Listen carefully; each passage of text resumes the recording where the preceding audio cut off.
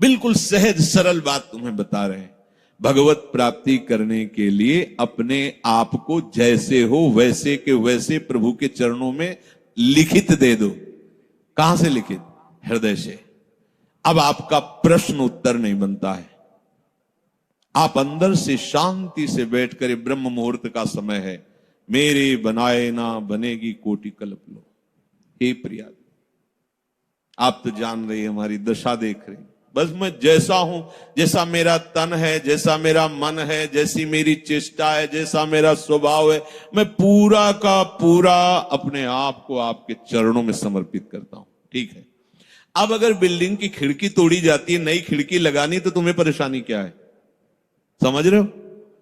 यहां ऑपरेशन होना है, यहां परेशानी है, ये रोग है, ये इन्फेक्शन है। अब आपका प्रश्न कैसे बनता है? अगर आप कह रहे हो कि प्रियाजू तो सर्व सामर्थ्यशाली, हमारा ये ठीक हो जाना चाहिए, ए धोखेबाज, तुम्हारा क्या ठीक हो जाना चाहिए? तुमने तो नाम कर दिया था प्रियाजू के। आप सोचो कितने हम लोग बेईमान, प्रभु से बेईमानी करते हैं। उन्हीं की वस्तु है, अपनी मान ली। इस भूल मिटाने का परिणाम होगा परमानंद। भूल जो तुमने कर ली, वैसे तो दंड मिलना चाहिए। प्रभु की वस्तु पर अपना अधिकार, अपना स्वामित्व कर रहे हैं, चलो, पर भूल मिटा दी तो उसका परिणाम होगा परमानंद। अब आपका प्रश्न नहीं बनता।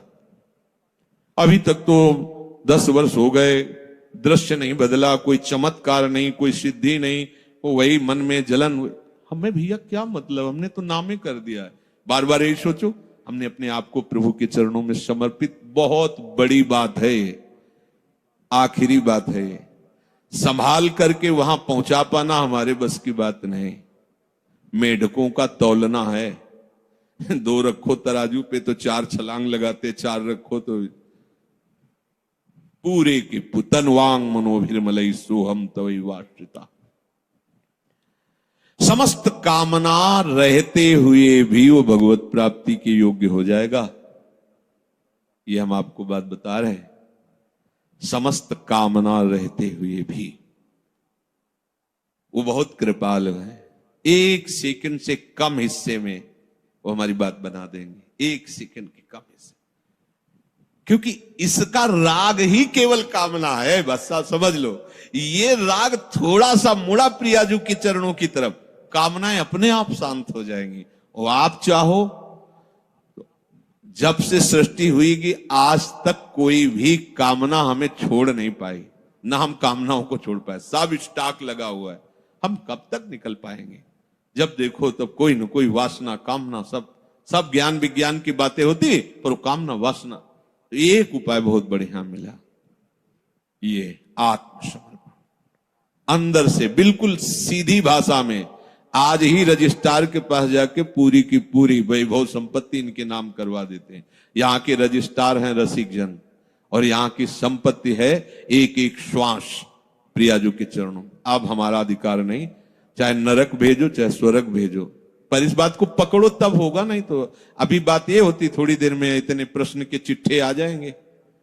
अब जब प्रश्न आ गए तो करता आ गया ना, करता आ गया तो फिर करो ऐसा। कोई प्रश्न, कोई आपका प्रश्न, कोई प्रश्न क्यों? अब क्या हम किसी लायक नहीं, कुछ कर सकते नहीं, अब तो हम प्रियाजू के जैसे हैं। जैसे ऐसा परिवर्तन होता चला जाएगा, इस बात में बड़ी दम है। पर ये हम बात ऊपर से बोलते, अंदर से हम अहम की दशा में, भोगों में विचरण करते हैं, तभी सब गलत हो जाता है, तभी गलत हो जाता है। अगर आप अपने आप को प्रभु के चरणों में समर्पित कर दें, तो चाहे गृहस्थ हो चाहे विरक्त हो, वो प्रभु की सामग्री है। जैसे सिंह के सामने से उसके शावक को कोई पीड़ा नहीं पहुंचा सकता, भय नहीं दे सकता, ऐसे हरिराम व्यास जी ने पद में लिखा है, श्यामा श्याम के आश्रित को कोई भी भोग रोग शोक साप ताप ये कुछ स्पर्श नहीं कर सकता। हाँ, शरीर में होगा, लेकिन प्रियाजू ऐसी ऊंचाई पे बैठाल देंगी कि ये सब साप ताप राग रोग शोक आदि स्पर्श ही नहीं करेंगे। वो अपने आप में संतुष्ट रहता है, प्रभु के विधान में संतुष्ट रहता है। अब हम सब प्रभु के विधान के, हम क्यों नहीं देखते प्रभु के विधान को? हम क्यों मांगे फैला रहे हैं? हम क्यों अपनी बातें रख रहे हैं? हमारे यही समझ में नहीं आता। अब तो मौन होने का अवसर है, कुछ बोलने का अवसर नहीं, ना प्रार्थना करने की जरूरत है।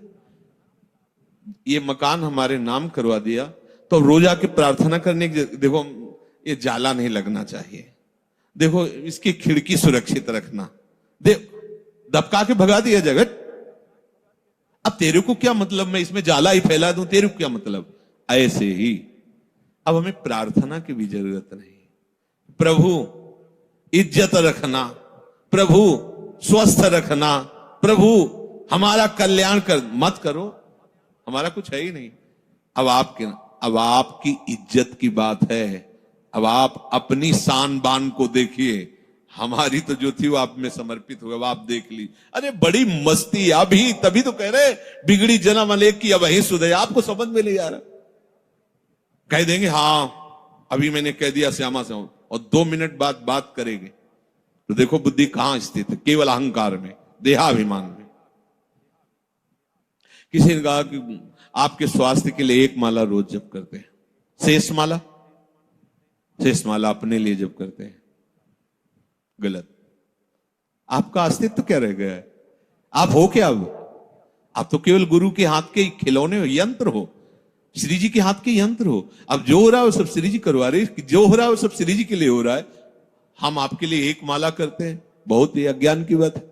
हमारा अस्तित्व क्या रह गया है, हमारा जीवन, हमारा भजन, हमारा सब कुछ हरि गुरु के लिए है। जब ये भावना आ जाएगी तो उसी से हरि गुरु आपके हो गए, इससे नहीं।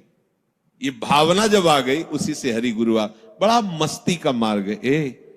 छोड़ो, बस छोड़ो, तुम्हारे बस की बात नहीं है। जिनके बस की बात है उनके हवाले अपने आप को कर दो अंदर से। और जब कभी तुम्हें मन भय दिखावे, परेशानी दिखावे, द्वंद्व दिखावे, तो उसी समय उनसे बात करो ना।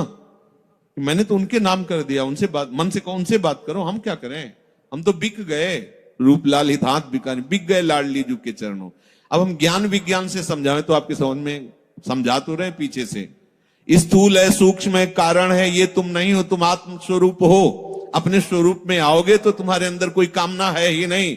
अब अपना स्वरूप शीशा में देखते तो ये नजर आता है, क्या समझ में भैया, जो कुछ है स्थूल सूक्ष्म कारण और मैं, सब कुछ श्री जी, जो हमें पता नहीं क्या है क्या है कैसा है, वो सब श्री जी के हवाले। बात सुधर गई, इससे बहुत जल्दी बात सुधर जाएगी।